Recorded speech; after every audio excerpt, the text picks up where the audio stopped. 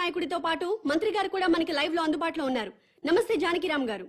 చెప్పమ్మా దీప్తి. సార్ మీతో మాట్లాడడానికి మంత్రి కోటేశ్వరరావు లైన్ లో ఉన్నారు, మాట్లాడండి. హలో దీప్తి. ఈ మంత్రికి ఈయన ఫ్రెండ్స్ కి తాగే అలవాటు ఉందని ప్రజలకు కూడా తాగే అలవాటు ఉంటుందా? అసలు సిగ్గుందండి మంత్రి గారికి? గుండె గుండె తరుక్కుపోతుందండి. దీప్తి, ఆ మంత్రి గారిని గుండె మీద చేసుకుని చెప్పాలని అధికారంలోకి రాగానే మద్యం కంట్రోల్ చేస్తా ఉన్నారు కదా, ఇప్పుడు ఏం చేస్తున్నారు? వీధికో షాప్ ఓపెన్ చేస్తారండి? ఏమండి, మా ప్రభుత్వం పుట్టాకే మద్యం పుట్టిందా? అంతకుముందు ప్రభుత్వ హయాంలో మందు షాపులు లేవా? బెల్ట్ షాపులు లేవా? మేం ప్రజల ఆరోగ్యం పట్ల నిబద్ధతతో ఉన్నాం కాబట్టి మా ప్రభుత్వం రాగానే సారాన్ని నిషేధించి కేవలం వైన్ షాపులకే లైసెన్సులు ఇచ్చాం. కరెక్టే. ఇంటికో ఉద్యోగం బదులు ఇంటికో బ్రాంతి షాప్ పెట్టుకొని పర్మిషన్ ఇచ్చారు. ఏం మాట్లాడుతున్నారండి మీరు? ఏమైనా అర్థం ఉండి మాట్లాడుతున్నారా? అంటే కళ్ళ ముందు కనిపిస్తే 2 పెగ్గులు తాగేవాడు కూడా ఫుల్ బాటిల్ తాగేస్తాడా? ఎందుకు తాగరు? డెఫినెట్ గా తాగుతారండి. ఆ మాటకు వస్తే నేను మన కళ్ళ ముందు ఇంట్లో 50 కిలోల బియ్యం ఉన్నాయి. మనం రోజు 1 కిలో బియ్యం అన్నం వండుకు తింటామా? కళ్ళ ముందు ఉన్నాయి కదా అని చెప్పి 50 కిలోలు ఒకసారి వండుకు తినేస్తావా? కళ్ళ ముందు పెళ్ళం ఉంది. సంసారపక్షంగా ఏ రాత్రి పూట గుట్టుగా కాపురం చేస్తాం. కళ్ళ ముందు కత్తులు ఆయన పొడి చేసుకుంటామా? కళ్ళ ముందు బార్బర్ షాప్ ఉందని అదే పదిగా గడ్డాలు తీసేసుకుంటామా? హలో హలో, ప్రజల్లో పద్ధతి క్రమశిక్షణ ఉండాలి గాని కళ్ళ ముందు కనిపిస్తేనే నాశనం అయిపోతారా? అదే హలో హలో, ఏంటా చివరి ముక్కలు వినపట్టలేదు? జానకిరామ్ గారు. వినపట్టలేదమ్మా, నాకు వినపట్టలేదమ్మా. జానకిరామ్ గారు, మాకు మీ మాటలు వినిపిస్తున్నాయి. ఇంపార్టెంట్ పాయింట్ వచ్చేసరికి కనెక్షన్ డిస్కనెక్ట్ అవుతుందమ్మా. వినిపిస్తోంది జానకిరామ్ గారు, మాట్లాడండి. హలో హలో, కట్ అయిపోయిందమ్మా, ఇక్కడ కట్ అయిపోయింది. ఏం దీప్తి, ప్రతిపక్ష నాయకుడు పారిపోయాడా?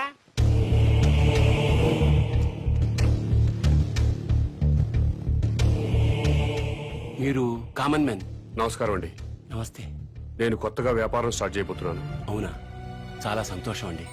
Best of luck. మీరే వచ్చి రిబ్బన్ కట్ చేయాలి. నేనా? అవును. మహాభాగ్యం. లొకేషన్ ఎక్కడండి?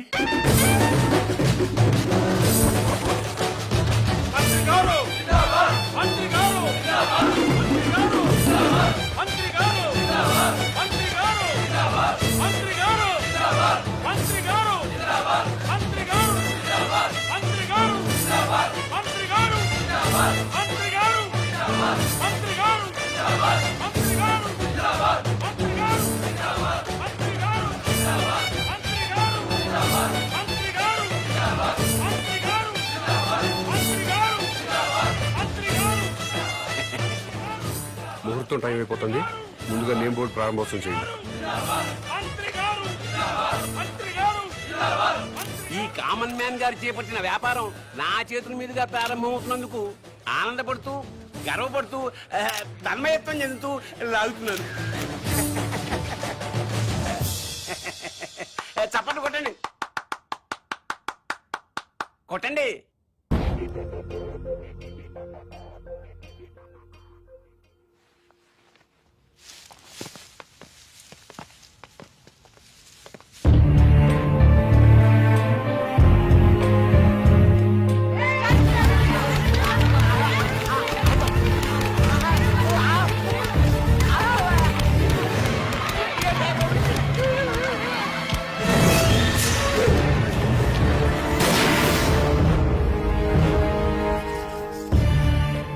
ఆవేశపడ్డం మాని మీకు వచ్చిన బాధ ఏంటో చెప్పండి, సమాధానం చెప్తాను.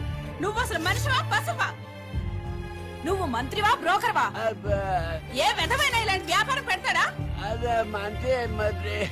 ఆడదాన్ని ఉసురు పోసుకుంటే నాశనం అయిపోతావురా. ఈ వ్యాపారం పెట్టుకుంటే ఏంటి తప్పు? సొసైటీ నాశనం అయిపోతుందిరా ఎదవా. ఆరోగ్యాలు నాశనం అయిపోతాయిరా.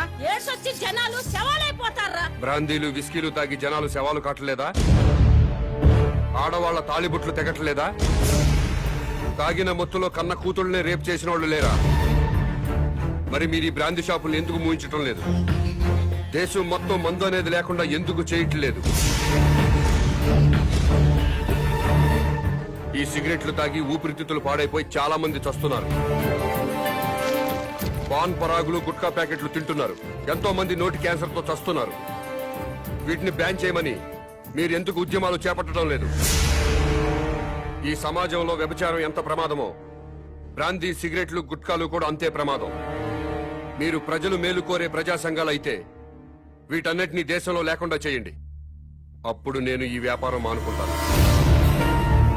మీరు చెప్తున్న మందు షాపులు, సిగరెట్లు, గుట్కా వ్యాపారాలు ప్రభుత్వ పర్మిషన్ తీసుకుని లీగల్ గా పెట్టుకునేవి. మీ వ్యాపారానికి పర్మిషన్ లేదే. నాకు కూడా పర్మిషన్ ఇప్పించండి సార్. ప్రభుత్వం పర్మిషన్ ఇచ్చాక పెట్టుకోండి, అప్పటిదాకా మూసుకోండి. ముందుగా ప్రభుత్వ పర్మిషన్ లేకుండా అక్రమంగా కట్టుకున్న ఇళ్లను క్రమబద్ధీకరణ చేయట్లేదా? అలాగే నా వ్యాపారాన్ని కూడా క్రమబద్ధీకరణ చేయండి. త్వరలో ఈ వ్యాపారానికి స్టేట్ మొత్తం బ్రాంచీలు పెడుతున్నా. బెల్ట్ షాపులు కూడా తెరుస్తా. ఈ వ్యాపారానికి belt షాపులా? Don't ask where I am. Yes. I'll let you know everything detailedly. Hello, ఏంటి? టాయిలెట్ కి వెళ్ళాలి. వెళ్ళు. బాంబ్ తో ఎలా వెళ్ళను?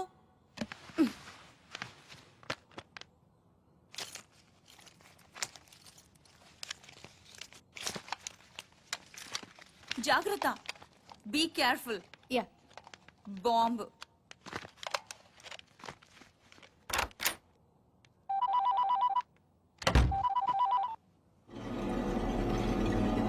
అవును. Very good. సరే, నేను ఇక్కడ ఉన్నట్టు నువ్వు ఎవరికి చెప్పకు. అర్థమైందా?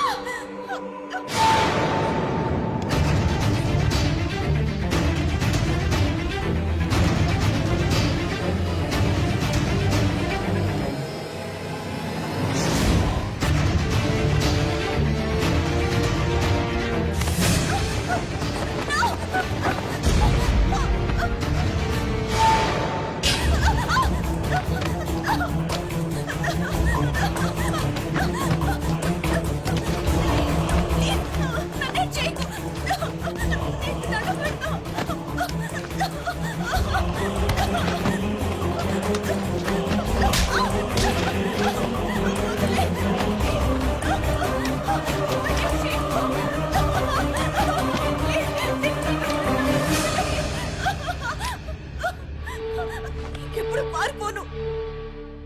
ఈ ఒక్క తప్పు క్షమించండి. నీ కోసం వెతకడానికి పోలీసుల్ని పంపించొద్దని మీ నాన్నకి చెప్పు. డాడీ ప్లీజ్, నా కోసం పోలీసుల్ని పంపించొద్దు. ప్లీజ్ పంపించొద్దు.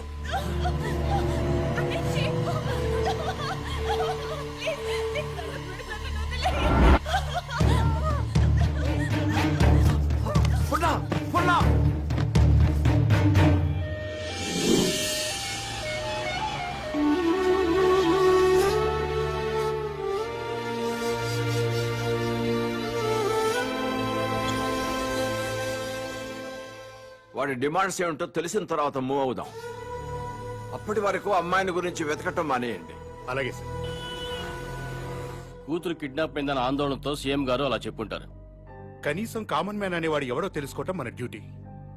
వాడిని ఫాలో ఉండయ్యా. ముఖ్యమంత్రి గారమ్మాయి కిడ్నాప్ ఉదంతం రాష్ట్ర రాజకీయాలని కుదిపేస్తోంది. కిడ్నాపర్ ని పట్టుకోలేకపోవడం సిగ్గుచేటని ప్రతిపక్షాలు దుమ్మెత్తిపోస్తున్నాయి. ఈ విషయం గురించి చర్చించడానికి మంత్రి లోకేశ్వరరావు, ప్రతిపక్ష నాయకుడు జానకిరామ్ లైవ్ లో సిద్ధంగా ఉన్నారు. మంత్రి గారు నమస్తే. నమస్తే. చెప్పు దీప్తి. ముఖ్యమంత్రి గారి కూతురి కిడ్నాప్ గురించి మీతో మాట్లాడడానికి ప్రతిపక్ష నాయకులు జానకిరామ్ ఫోన్ లైన్ లో సిద్ధంగా ఉన్నారు. ఏం మాట్లాడతాడంట? మాట్లాడమను. మానభంగం జరుగుతుంది ఒక ఆడకూతురు కాదండి, ఒక రాష్ట్రానికి, ఒక ప్రభుత్వానికి, ఒక అసమర్థతకి. నీ బాధ చూస్తాంటే ఆ మానభంగం నీకు జరిగిందనుకుంటున్నా.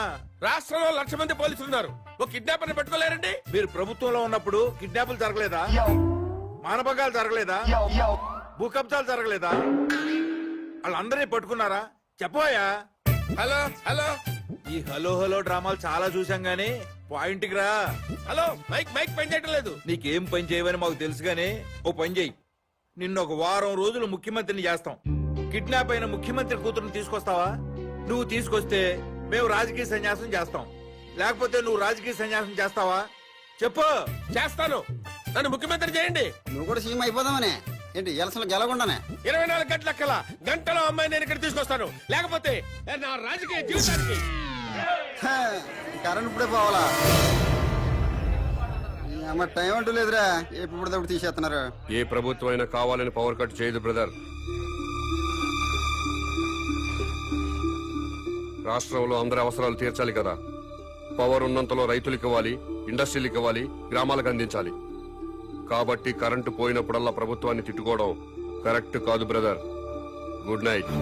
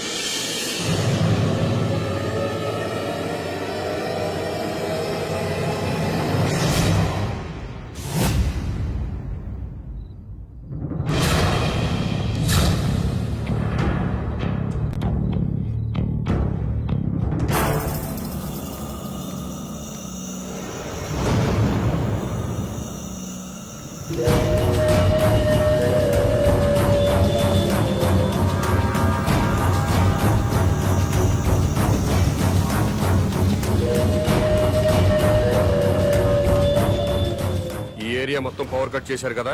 అవును సార్. మరి సెంటర్ లో ఉన్న మంత్రి గారింటికి పవర్ ఎందుకు కట్ చేయలేదు? కట్ చేశాం సార్, బట్ మంత్రి గారింటికి జనరేటర్ ఉంది.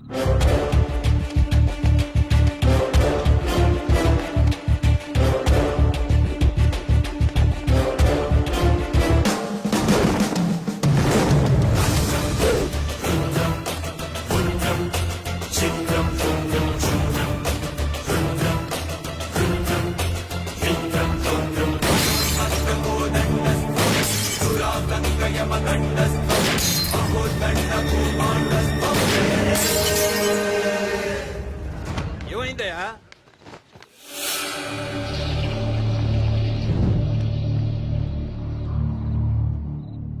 ఎవడండి వీడు? చీఫ్ మినిస్టర్ కూతుర్ని కిడ్నాప్ చేసింది వీడే.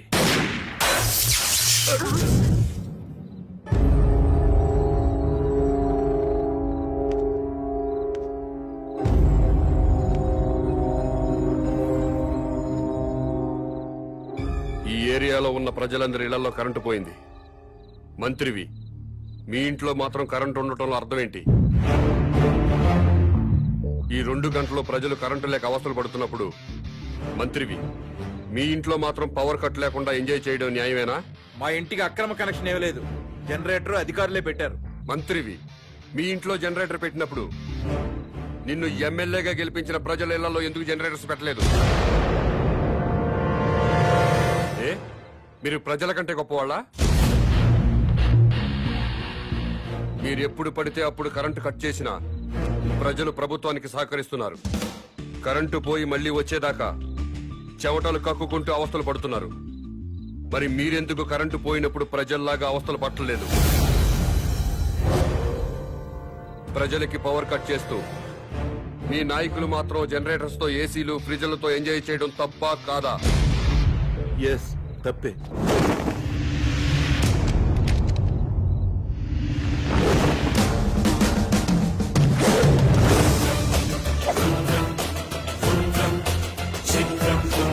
తో కాదు, పని పాట లేకుండా సోంబేర్ల రోడ్ల మీద తిరుగుతూ ఉచిత సలహాలు ఇచ్చే నీలాంటి వాళ్ళ వల్ల ఈ భూమికి భారం. ఇంకోసారి ఇలా పబ్లిక్ లైఫ్ ని డిస్టర్బ్ చేస్తూ కనిపించావనుకో అరెస్ట్ చేసి పడేస్తాను. Get out.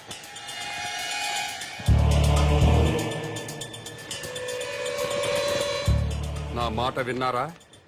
మేరా భారత్ మహాన్. వినలేదా? మేరా బాల్ కి బరాబర్.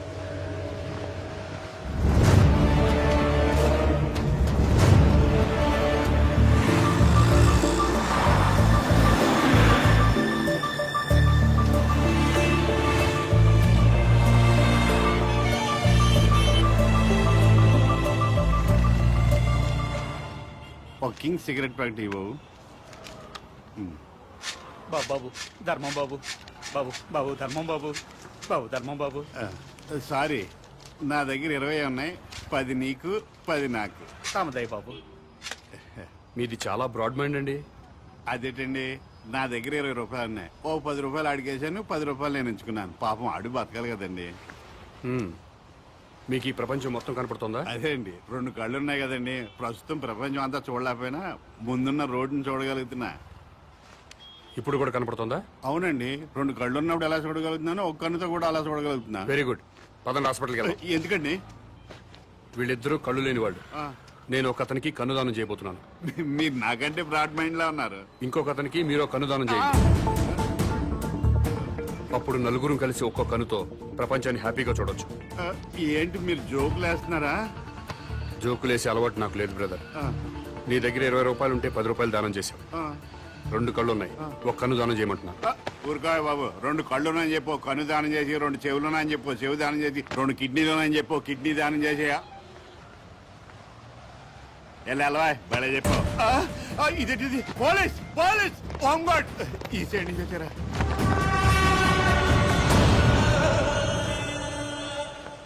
ఏమైంది? మీరు ఈ ప్రపంచాన్ని చూడగలుగుతున్నారా? 2 కళ్ళు ఉన్నాయి కదా, ఎందుకు చూడలేను? ఇప్పుడు చూడగలుగుతున్నారా? ఒక కన్ను మూసిన రెండో కన్ను ఉంది కదా, అంటే కనిపిస్తుంది. ఒక్క కన్నుతో కూడా మొత్తం ప్రపంచాన్ని చూడగలుగుతున్నారు. మొత్తం కనబడుతుందయ్యా. అయితే మీ కన్నోటి ఇతనికి దానం చేసేయండి, మీ కానిస్టేబుల్ కన్నోటి అతనికి దానం చేయండి. నీకేమన్నా మెంట్లా? ఆ ప్రశ్న ఎక్కడేయండి, ఇతనికి మెంటలా అని. భారతీయుడిగా అది నీ బాధ్యత. ఈయనెవరండి బాబు, నాకు అపరిచితుల్లా తగిలేడు. ఎవడికో ఇల్లు లేదని నాకు 2 ఇల్లుంటే ఒక ఇల్లు ఇచ్చేస్తానా?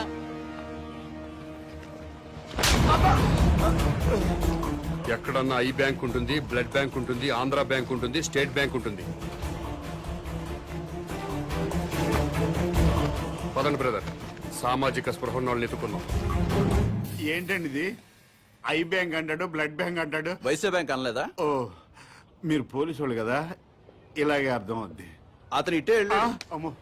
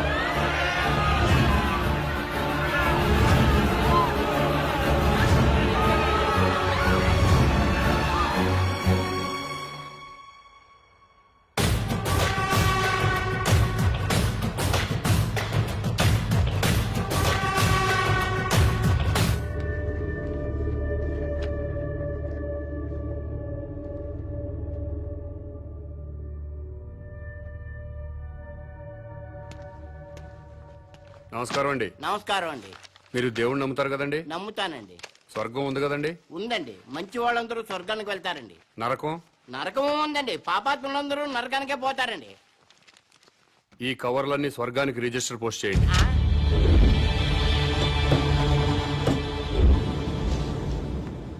రిజిస్టర్ పోస్ట్ ఎక్కడికి చెయ్యాలి బాబు? స్వర్గానికి సార్.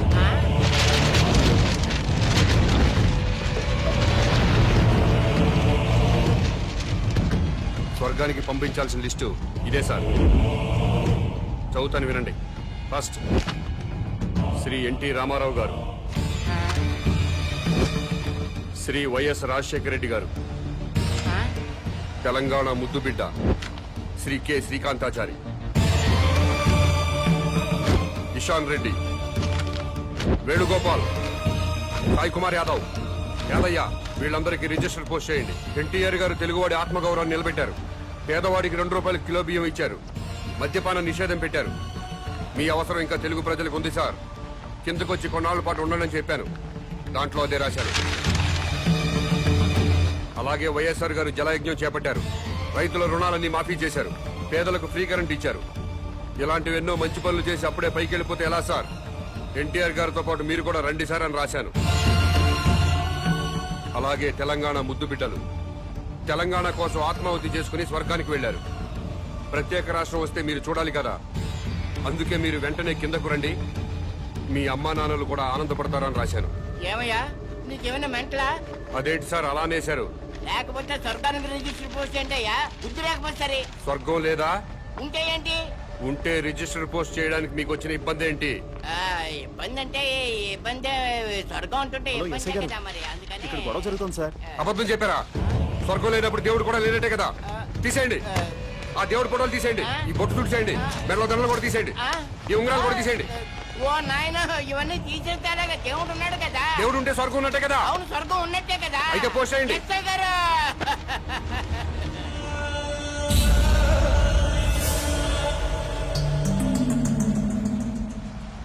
ఎన్టీ రామారావు గారికి, వైఎస్ రాజశేఖర రెడ్డి గారికి, తెలంగాణ అమరవీరులందరికీ కూడా అదిగో ఆ ఉత్తరాలన్నీ రిజిస్టర్ పోస్ట్ చేయమని తినేస్తున్నాడండి బాబు.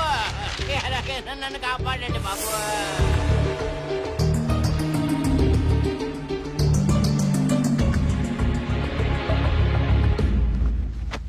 ఏమ్మా అన్నావా? ఎస్, స్వర్గానికి పోస్ట్ చేయమని చెప్పాను. స్వర్గానిక? ఎవరెవరికి?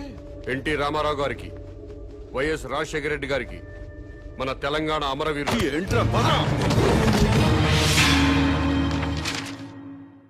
మీ పేరేంటి? Common man. నేను అడిగింది మీ పేరు. Common man. గర్భవతిని బెదిరించి అబార్షన్ చేయించుకోమన్నారా? ఎస్. స్వర్గంలో ఉన్న ఎన్టీ రామారావు గారికి, వైఎస్ రాజశేఖర రెడ్డి గారికి రిజిస్టర్ పోస్ట్ చేయమన్నారా? ఎస్. ఇక్కడిని మెంటల్ హాస్పిటల్లో జాయిన్ చేసి ట్రీట్మెంట్ ఇప్పించవలసిందిగా ఆదేశిస్తున్నాను.